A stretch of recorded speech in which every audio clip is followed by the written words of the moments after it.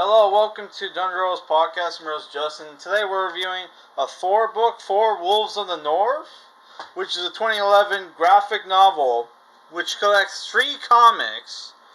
The three comics it collects is Thor Wolves of the North by Michael Carey and Michael Perkins, Thor the Truth of History, which is written and drawn by Alan Davis, and Thor Annual, The Hand of Grog, written by Peter Milligan, with art by Mico Suayan and Tom Grindberg, with Stefano Gradiano.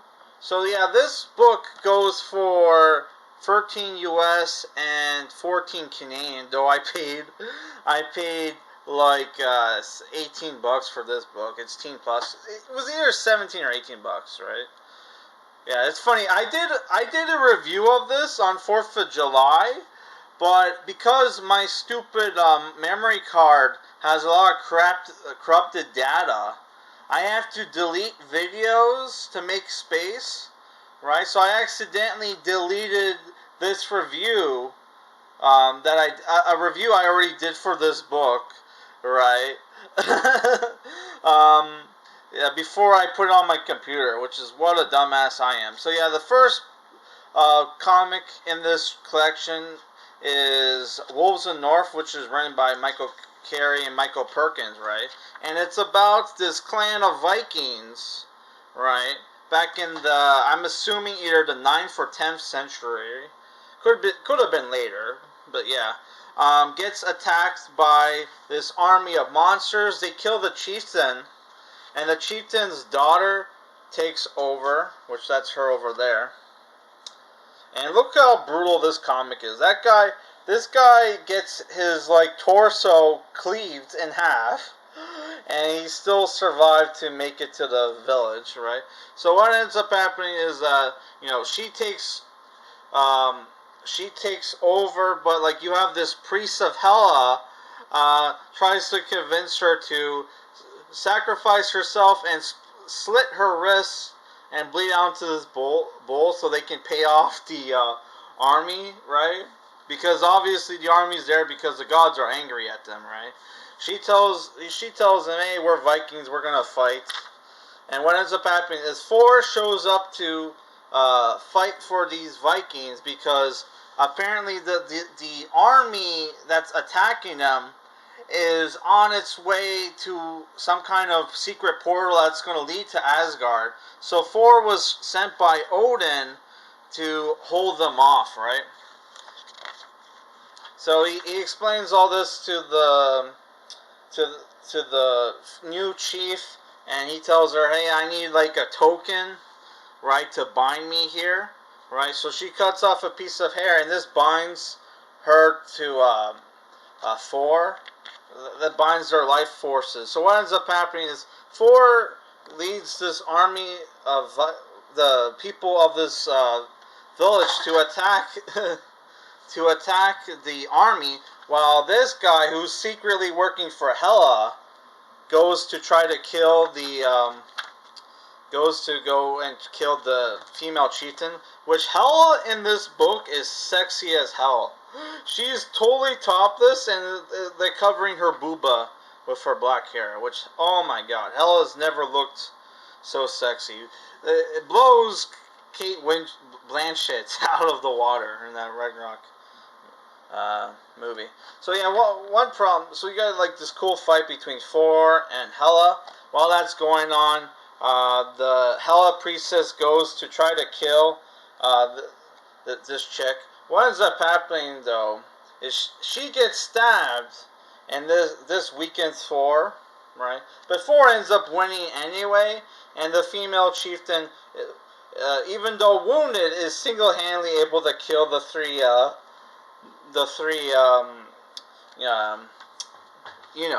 Hela priests, right? And they win, and then like Thor gets some. Want some, get some. So yeah, the next issue is called The Truth of History, which has this classic Silver Age feel. It starts off with these two Egyptian archaeologists debating over the Sphinx, on how, like, this guy, the Finn guy, has a theory that the Sphinx head was replaced, and that's not the original head of the Sphinx, right? And it turns, while they're debating, you get this story about Thor and his friends, which is the Warrior Three, Lady Sylph, and Balder, attacking this fortress that is owned by the Queen of Jotunheim, who is illegally on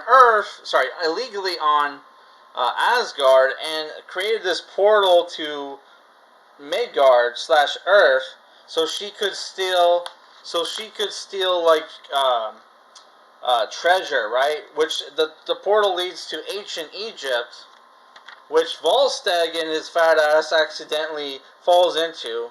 Which at this point the gods are not supposed to be on Earth because they signed some kind of treaty, right, of non-interference, right, with all the other gods. Yeah. So this story was pretty funny because the gods don't speak Egyptian, so they show up, and the Egyptian slaves think they're demons sent to kill them. So they beg their the slave driver to defend them. Which the slave driver is like some kind of Egyptian god half-breed, which there's a lot of them in this story. Thor defeats him, and the Egyptian slavers think they're going to get killed, but Thor helps them by destroying this block and creating like slabs. But this pisses off the slaves, and then they're telling they're ranting at Thor. But while they're ranting, one of them's pointing at something. Thor sees that and sees a city in the distance and thinks the guy is telling him, hey, where Volstagg is. So you have this thing where Thor's like, oh, thank you kindly, good sir. And the guy's like, please don't hurt me, demon. Please go. Leave, white devils. They don't say that, but So yeah, what happens is Volstagg's in Giza, and he's getting fattened up by the Egyptians, who are planning on sacrificing them to their god, which their god is actually a griffin. The Sphinx statue was originally a griffin, right? Yeah, and also Thor gets pissed off at all the luxury of the Egyptian nobles, so he takes some food that was offered to him and gave it to the peasants, which pisses off the pharaoh and his half-breeds, right? Which the pharaoh has a bit of a potbelly. So yeah, so what ends up happening is they end up fighting them. Volstagg is getting sacrificed to this griffin monster, and Thor goes to beat him, and obviously Thor wins, right? And what ends up happening after he defeats the monster in a cool fight, he makes it rain in not Africa, in Egypt, and that's what created the water erosion and destroyed the Griffith monster's face for it to get replaced by a Sphinx, right? And yeah, in the end of the story, you see this hieroglyph of Thor. So that was a cool issue. So the next issue is the Hand of Grog, written by Peter Milligan with art by Mico Suayan and Tom Grindberg and Stefano Guano. So the parts of the story that's in the Egyptian heaven, right, or whatever the Egyptian astral world is called, is drawn by Mico Suayan, which kind of reminds me of Clayton Crane's art, or not Clayton Crane. What's his name? The guy who did Iron Man Extremis. That kind of remind me of that art. Yeah, forget the guy's name. And yeah, what happens is Seth, who is an old enemy of Thor, who's evil Egyptian god, gets told by this priest that Thor is emotional damaged, is emotionally damaged because he got exiled from Asgard for killing another Asgardian, which I'm not going to spoil who. Right, so Seth decides to come up with a plan to kill Thor by sending this team to go after him, which that's Grog right there. That's who the story is named after, right?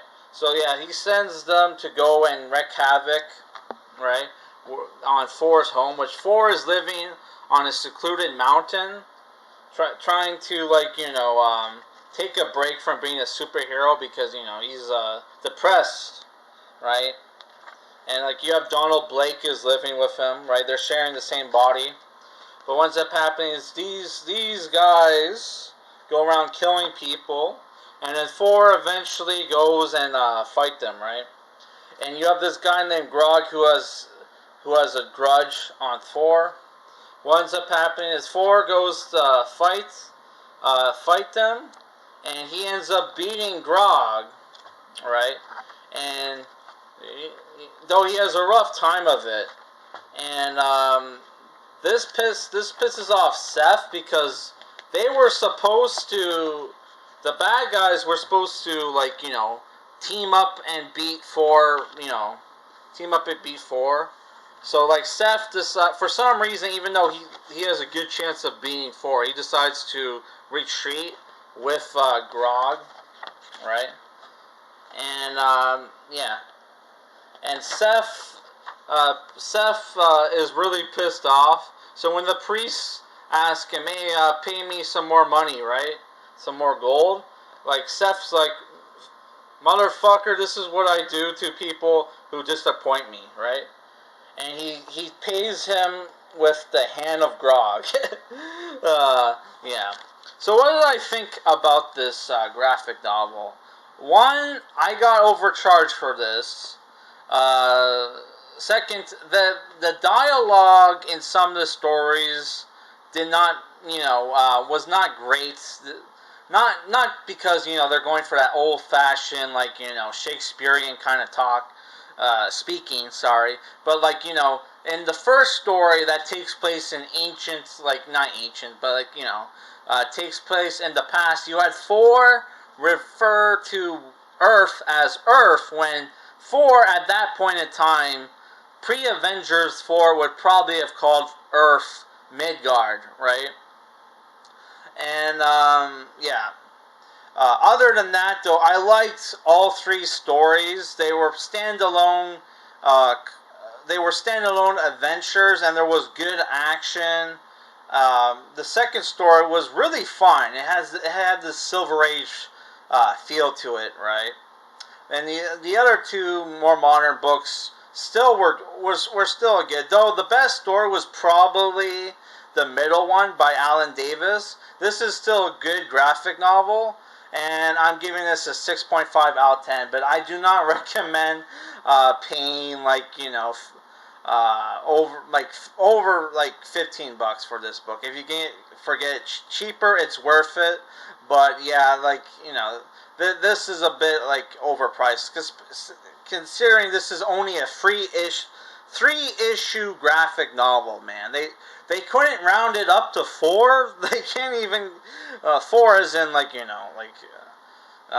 couldn't round it up, man. Like, three issues in a single graphic novel, that's a bit cheap for me, man. But otherwise, I enjoyed this graphic novel, and I'm going to check out more Thor books, right? Yeah, so I might go see Thor: Love and Thunder. I'm working on it, but if I can't see it the weekend it comes out, I'll watch it and review it eventually, right? So yeah, that's it for this review, guys. My next review is going to be a Superman book. I don't have it on hand here, but it's a Superman graphic novel written by Jeff